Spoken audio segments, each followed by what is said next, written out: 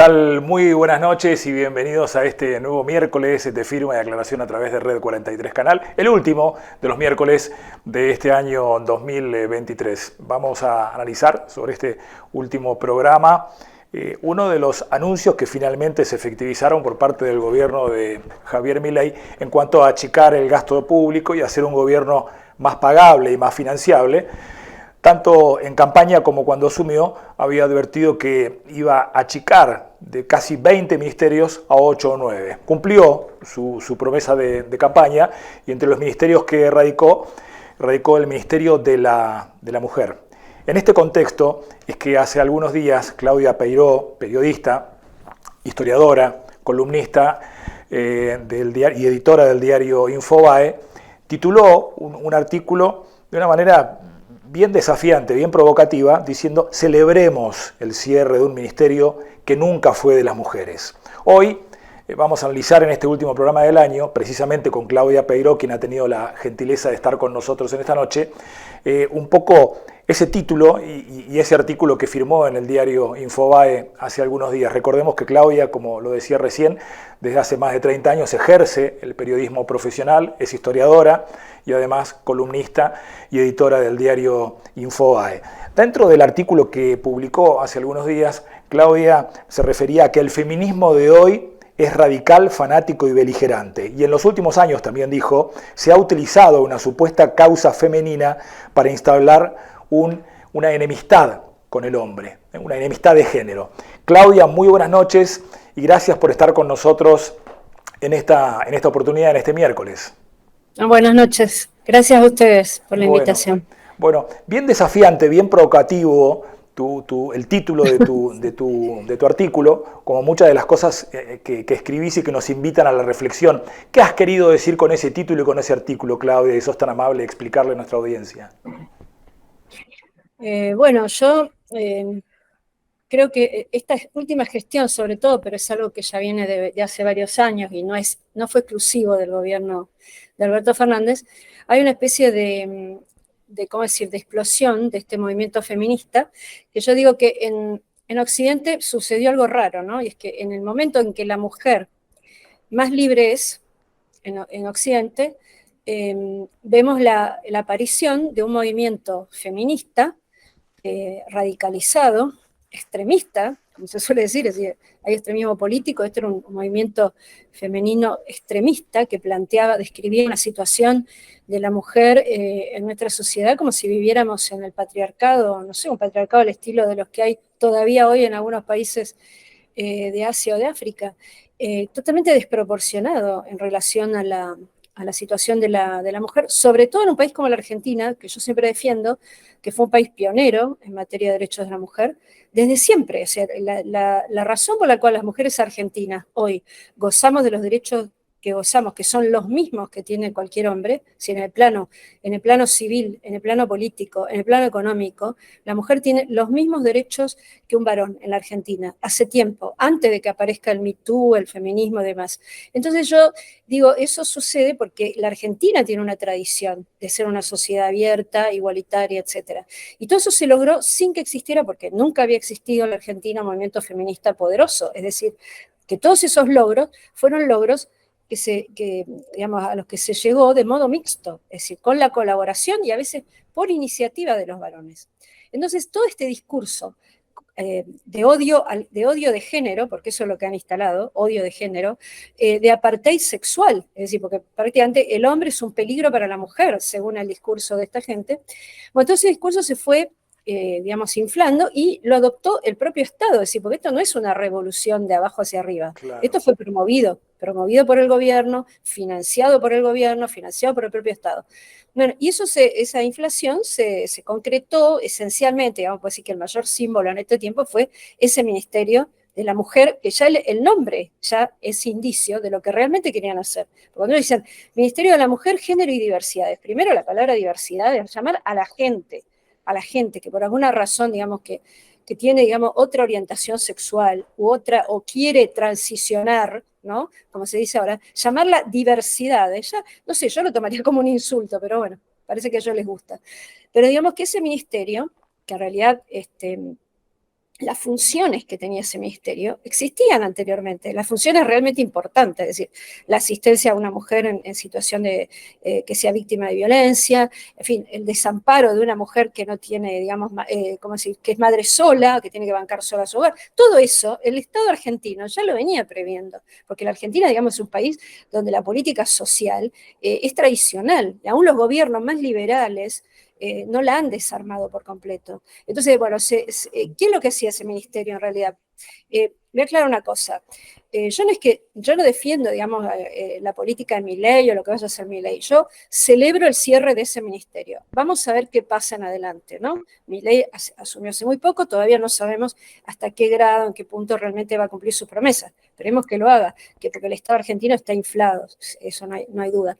Ahora, yo lo que decía en mi nota también es que la función a la que no se puede renunciar, que es la asistencia a las personas que son víctimas de violencia familiar, digámoslo así, familiar, sí. Esa función la tiene que asumir, ¿no es cierto?, la Secretaría de Familia y Niñez, que va a funcionar dentro del Ministerio de Capital Humano, y en efecto parece que se va a crear una secretaría o dirección de asistencia a la mujer que es víctima de violencia. Yo utilizaría otra terminología, yo hablaría de violencia familiar. Claro. Por ejemplo, hay un dato, ¿no? Es un detalle, pero por ejemplo en Francia la estadística no mide solo los femicidios. La estadística es homicidios conyugales, se llama. Es decir, el homicidio... Violencia intrafamiliar o violencia doméstica, le dicen en Estados Unidos. Por la pareja, es decir, el hombre que mata a su mujer o la mujer que mata al marido, o si es una pareja, ya que ahora se pueden casar, porque también sucede, porque ese tipo de crimen sucede incluso entre parejas homosexuales.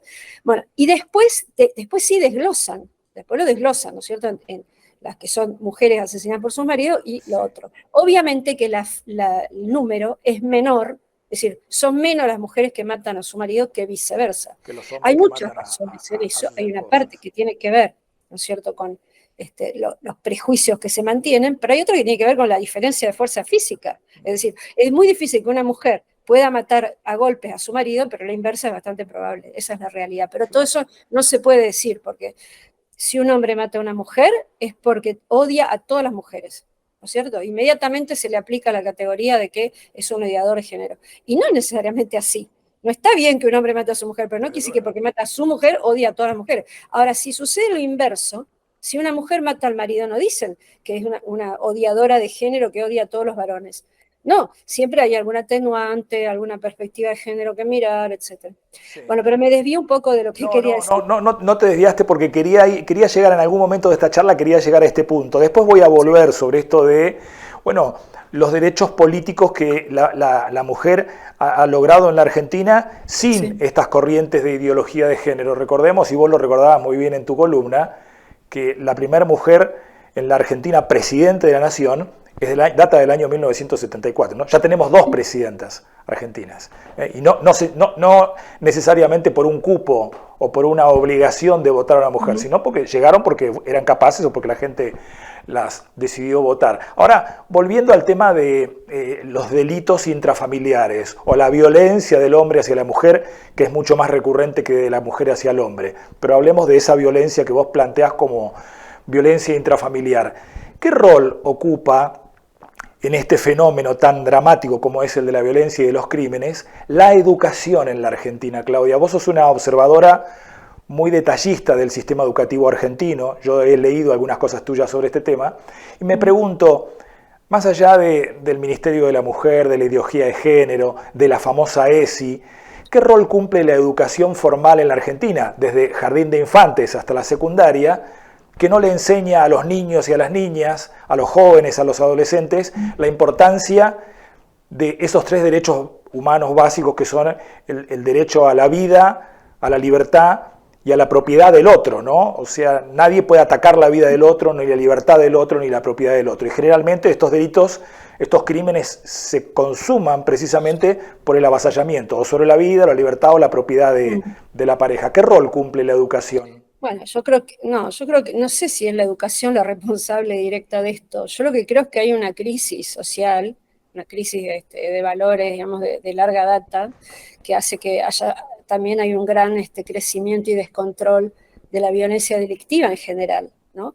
Porque tampoco se castiga en proporción ese tipo de delitos. Ahora, en el caso concreto de la violencia ejercida sobre el otro, yo creo que ahí inciden factores psicológicos. Yo no soy una estudiosa del tema como para decir cuáles son los factores que inciden más o menos. Ahora, también creo que muchos de esos crímenes, lo que pasa es que, ¿cómo decir? La ideología ha metido la cola en esto, y entonces uno no puede nunca, en el caso de un hombre que mata a su mujer, nunca hay atenuantes, o sea, nunca hay circunstancias que expliquen la cosa. Si uno dice que el hombre, por ejemplo, era un desequilibrado, tenía un problema psíquico o psiquiátrico, es porque lo está justificando, y no. Pero la verdad es que muchos de los hombres que matan a su mujer, hay un desequilibrio de base que existe, para que una persona sea capaz de matar a un ser querido, a alguien de su intimidad. De lo mismo que si una mujer mata a su hijo, yo lo primero que pienso, sinceramente, es que tiene un desequilibrio mental, porque no puedo pensar que alguien normalmente, es decir, no, ojo, no digo que no pase, hay psicópatas que, no sé, ha habido mujeres psicópatas que para iniciar una nueva vida con un nuevo cónyuge matan a los hijos, ¿no? Claro. Del anterior, eso ha pasado, pero siempre hay ¿cómo decir? Yo creo que hay un factor psicológico que incide en esto. Entonces, yo creo que la educación es importante, pero creo que es más importante la educación familiar. Por ejemplo, el otro día alguien me defendía la ESI. Ojo, la ESI existe en Argentina por una ley de 2006, ¿no? ¿Qué pasa? Que en 2018, cuando ellos pierden, cuando digamos el movimiento pro aborto pierde una primera vez la elección, en 2018, cuando se debatió, ¿no?, largamente, se votó y quedó rechazada la ley, ahí ellos se vuelcan sobre la ESI, ¿no? Se meten en eso y le meten un contenido que no tiene que ver con la educación sexual, que es ideología de género, doctrina de género. Es decir, lo que ellos pretenden es que se le enseñe al chico desde chiquito que el sexo biológico no tiene ninguna incidencia en la personalidad, nada que ver, o sea, es una... Se entiende. Casi ¿cómo decir? Es el médico que le atribuye un sexo al bebé, y después el bebé cuando crezca puede hacer lo que quiera. Digamos, ya de los 5 años, si a los 5 años ya es Tomás, pero se quiere llamar María, hay que respetarlo porque es su decisión. Bueno, eso se lo meten a la cabeza. Es decir, ellos dicen digamos, el binarismo sexual es una construcción, pero en realidad son ellos los que están construyendo otra, ¿no es cierto?, otra antropología, otra visión de los vínculos. Claro. Entonces, cuando yo criticaba la ESI, hubo gente que me defendió diciendo, no, porque la ESI también es enseñar el respeto al otro, la aceptación de lo diverso. Y yo le digo, pero realmente a mí me sorprende lo que están diciendo, ¿no? O sea, ¿ustedes tuvieron que mandar a sus hijos a la escuela para que les enseñen que hay que respetar al otro? Hay algo que está fallando, digo, porque yo me crié en un hogar donde a mí me enseñaron, no se usaba la palabra discriminación, es una palabra a mí me dijeron, naides más que naides. O sea, acá una persona puede ser hijo de abogado, todos son iguales y vos los respetás a todos, el hijo del obrero, el hijo del hogar. Yo no solo tenía que respetar, sino que además tenía que defender a algunos si pasaba algo. O sea, eso me lo enseñaron en mi casa. Bueno, y los maestros en aquella época, ¿no? También eran mucho más, intervenían mucho más en esto, también eran mucho más, ¿cómo decir?, de bajar línea, de retar al chico que hacía. Ahora no. Ahora el chico, ¿viste?, discrimina al otro, le hace bullying, hay que llamar a una comisión, no, se pasan hablando pavadas mientras el chico sigue sufriendo el bullying, o al final se tiene que mudar el chico que es víctima, pero así termina. Miraba yo el fenómeno educativo y te lo traía a cuento, Claudia, y para ir cerrando, porque me viene a la memoria rápidamente, vos decías, este es un tema que también surge desde la casa. Yo miro otras sociedades, por supuesto, más maduras, con más años, milenarias, sí, como las sociedades orientales. Los japoneses, por ejemplo, que aprendieron de chiquito que el que rompe arregla, el que ensucia limpia, y los vemos en los estadios, ¿no? Cuando termina un partido de fútbol, juntan todo lo que habían desparramado en el partido, porque lo aprendieron de chiquitos. Digo, plantearnos, enseñarles a los chicos desde niños, que ningún niño es dueño de la vida del otro compañerito, ni de su ropa, ni de sus objetos, ni de su celular, ni por supuesto de la propia vida. Si esto lo enseñáramos de chicos, muy probablemente estaríamos abonando una sociedad mucho más igualitaria y menos violenta. Se me ocurre, es una hipótesis nada más. Yo me acuerdo de un caso que me impactó y fue, digamos, fines de los 80, principios de los 90, unas chicas se golpearon a otra a la salida de un colegio secundario, acá en Capital. le pegaron porque era linda, bueno, esas cosas, esos celos de, bueno, la golpearon con mucha violencia. Y entonces me acuerdo que salió al aire, en ese momento era, no sé, secretaria de Educación acá de Capital, y el periodista con toda razón, con toda lógica le preguntó, ¿las van a echar de colegio, no? No, de ninguna manera, no, porque ahora no sé qué. Entonces, claro, el bullying, acá al poco tiempo, unos años después, sacaron una ley contra el bullying. Bueno, que una sociedad tenga que promulgar una ley, que aparte no sirve para nada, ¿no? Claro, no resuelve el problema, para enfrentar el problema del bullying, es decir, el problema de la discriminación en la escuela, es una confesión de impotencia. ¿Cómo puede ser que tengamos que tener una ley para frenar? El bullying se frena con la autoridad del maestro, punto. Es decir, yo también recuerdo, porque todos cuando a veces estamos en grupo nos portamos mal, porque es más fácil portarse mal en grupo, ¿no?, que hacerlo individualmente. Recuerdo nada más en séptimo grado, que yo estaba con un grupo de chicas, hicimos un amague, de discriminar a un chico, o sea, de excluirlo de nuestro grupo, y la bibliotecaria, que justo nos escuchó de casualidad, bueno, nos pegó como se decía en esa época, una filipica, o sea, nos dio un discurso, nos retó, a mí me dio una vergüenza tremenda, y se acabó el problema. ¿Qué hubieran hecho hoy? Ay, vamos a hacer una comida. Y primero lo dejarían pasar, porque era una pavada. Hasta que cuando el problema engorda bien, entonces ahí, bueno, lo más probable es que los padres de los chicos patoteros tengan un problema ellos mismos, entonces no van a resolver el problema. Y así, entonces, no lo expulsamos al chico porque tenemos que ser inclusivos todos. Bueno, es decir, el bullying no se va a combatir, no se va a frenar en las escuelas, yo lo digo esto y lo firmo, porque se ha minado, se ha deslegitimado la autoridad del maestro, la autoridad pedagógica y disciplinaria. O sea, el maestro tiene que tener autoridad para enseñar y para poner disciplina para poder enseñar. Bueno, todo eso está deslegitimado hoy. Está cuestionado, está criticado, o sea, está muy mal que el maestro lo reta. No. Bueno, así no vamos a ir a ningún lado. Podemos hacer, no sé, pueden firmar los presidentes todos los compromisos que quieran firmar de que van a alfabetizar antes de tercer grado, que se va a terminar el bullying, todo, pero si no se restablece en las escuelas la autoridad, que es lo que ha sido, no solo la autoridad, sino la legitimidad del maestro para enseñar, porque hoy, ¿qué se dice? El maestro no sabe más que el alumno, pero ¿cómo van a decir esa burrada? Es decir, es algo tan evidentemente falso. Es decir, el chico va a la escuela para que el maestro le transmita todo el acervo cultural acumulado por la sociedad, ese es su derecho, y le quitan ese derecho con un verso pedagógico de que no, el chico, de él van a ir saliendo, ¿no? Como la lámpara de Aladino. Claro, de hecho que ya la palabra... Hay chicos que son genios, La palabra alumno ya prácticamente está restringida, ¿no? Porque alumno significaría que no tiene luz propia. ¿Cómo? No entendí eso último, no, perdón. Viste que la palabra alumno ya no se usa, sí, porque se dice que alumno significa que no tiene luz propia. Ah, pobre. Bueno, está todo bueno. Nos espera, bueno, es así. Un 2024 bien desafiante, Claudia. Has sido muy generosa por el tiempo que nos has prestado en esta tarde. No, gracias a ustedes. Muchísimas gracias. Feliz año. Feliz año para vos también y para toda tu gente. Bueno, y con ustedes muchísimas gracias por habernos acompañado durante todo este año 2023. Volvemos a partir del año que viene. Muchísimas gracias.